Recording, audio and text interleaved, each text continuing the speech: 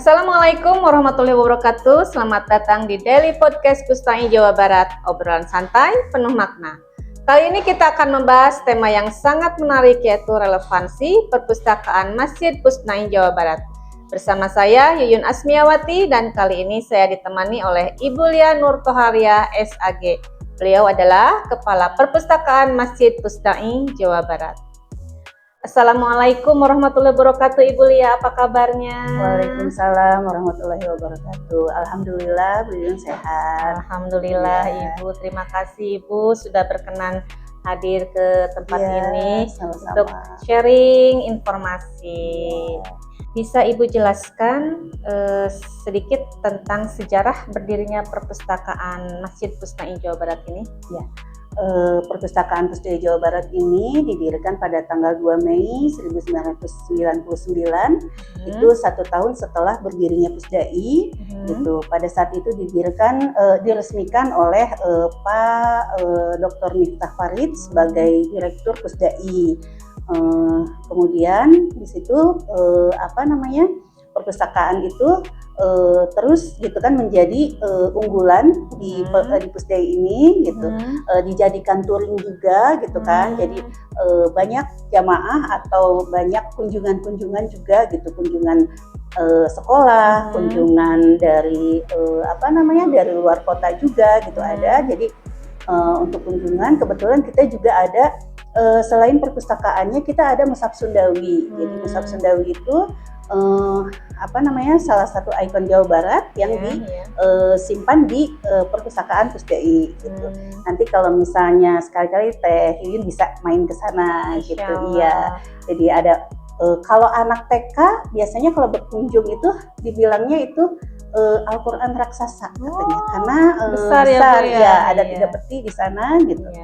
Jadi ya selain perpustakaan menyediakan buku-buku, kitab, tafsir dan lainnya, kita juga ada untuk edukasinya. Di situ ada Mushaf Sundawi yang sekarang itu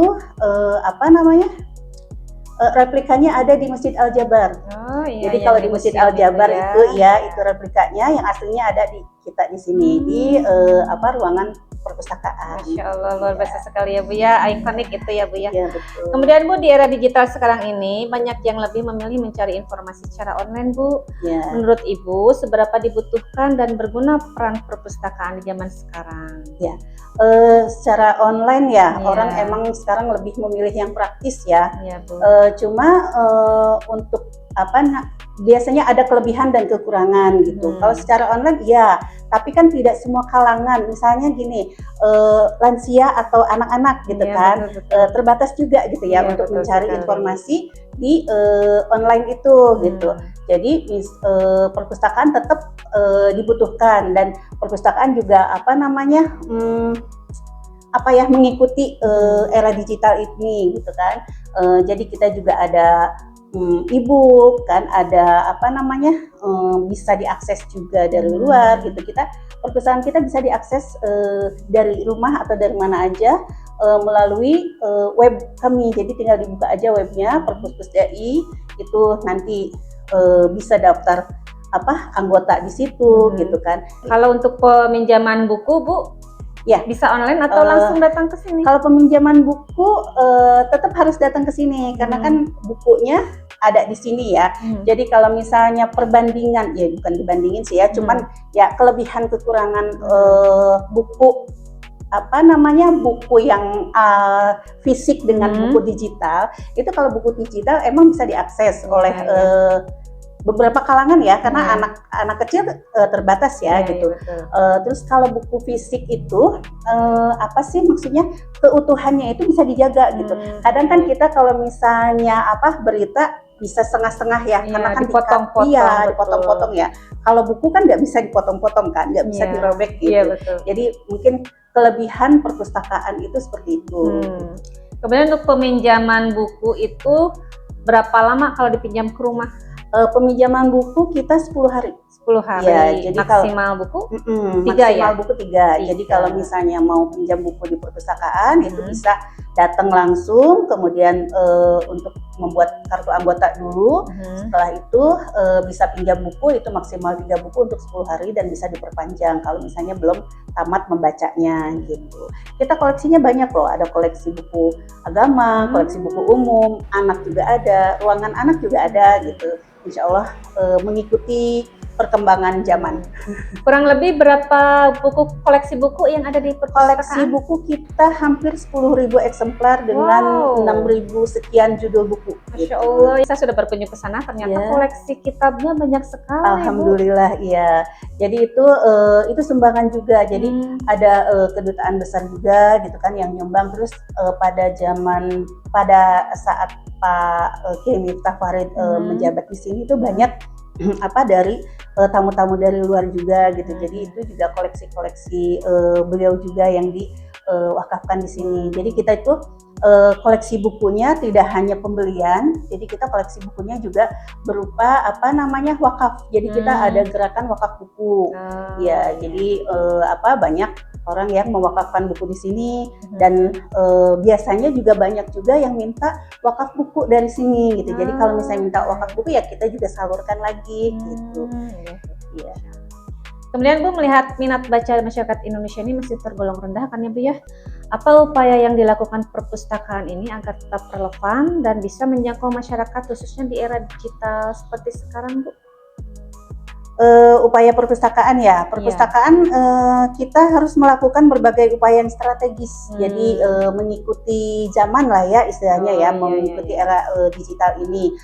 Misalnya kita digitalisasi koleksi gitu. Kita sudah digitali koleksi, kita memakai otomasi itu SLIMS Bulian 9 gitu.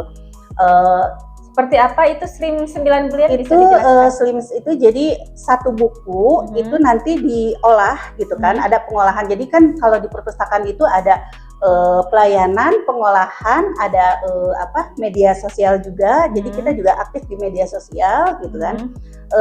Sama ada pengelolaan. Nah, kalau pelayanan itu seperti biasa di perpustakaan pada umumnya ya. Jadi menerima tamu itu baik anggota maupun tidak gitu. Terus menerima peminjaman dan pengembalian gitu. Nah, ada lagi di pengelolaan. Kalau pengelolaan itu jadi satu buku itu diolah. Itu kurang lebih 1 jam untuk mengolah buku. Jadi deskripsinya itu seperti apa, klasifikasinya masuk kemana gitu kan. Terus lagi buku ini masuknya buku apa gitu. Jadi itu diolah buku itu. Jadi itu masuk ke otomasi gitu. Jadi otomatis nanti pengunjung atau pemustaka itu bisa pinjam atau bisa baca deskripsinya dulu, misalnya buku ini apa ya judulnya, isinya apa ya, ternyata ada isinya di situ gitu. Jadi itu kita memakai otomasi itu gitu. Banyak sih sebetulnya otomasi itu ya, kayak di Perpusnas itu kan sudah udah lebih canggih lagi ya gitu. Kita masih memakai SLIMS ini ya. Untuk perpustakaan masjid sebetulnya cukup sih gitu. Ada lagi dari Kemenag, kayak kemarin saya menghadiri rapatnya juga. Terus itu ada Elipski. Kalau Kemenag itu meluncurkan Elipski, itu yang perpustakaan digital juga gitu. Iya. Jadi sekarang itu bisa diakses juga ya Bu di internet ya? Iya, bisa diakses. Nama webnya apa Bu untuk perpuspusdai.com ya, perpuspusdai.com ya. Jadi di situ nanti ada area anggota gitu kan, bisa daftar keanggotaan di situ, tapi tetap untuk pengambilan kartunya tetap datang ke sini, silaturahmi lah ke sini. Iya. Siap Ibu, nanti kita akan sering-sering ya datang ke perpustakaan. Terus kita juga ada ini selain digitalisasi kayak gitu, kita juga ada perpustakaan. Kalau misalnya di tempat lain ada perpustakaan keliling, kalau kita di sini ada kolecer. Jadi kolecer itu dikasih dari Diskusibda, itu artinya kotak literasi cerdas. Ya, yang jadi, ada di depan itu. Ya, di selasar masjid itu sengaja kita simpan di situ. Jadi temanya ambil, baca, simpan. Jadi maksudnya ambil, dibaca, setelah itu disimpan. Tapi kayaknya budaya membaca atau pemahamannya juga beda ya. Jadi dari 100 buku itu tinggal 55 lagi yang yang dihibahkan oleh Disposibda itu. Jadi mungkin ambilnya mungkin ya. Ya. Ya. Tapi banyak juga yang nyimpen buku di situ. Jadi kalau misalnya kita pas stock of name atau misalnya pas kita pemeliharaan gitu ya, tiba-tiba ada, ini ada buku baru, katanya gitu. Iya, jadi kita koleksi di collectornya itu bertambah gitu ya. Itu selain itu mungkin ya. Jadi emang kita harus mengikuti lah ya gitu, inovatif ya. Iya betul, sesuai dengan perkembangan zaman betul, ya Bu ya. Iya.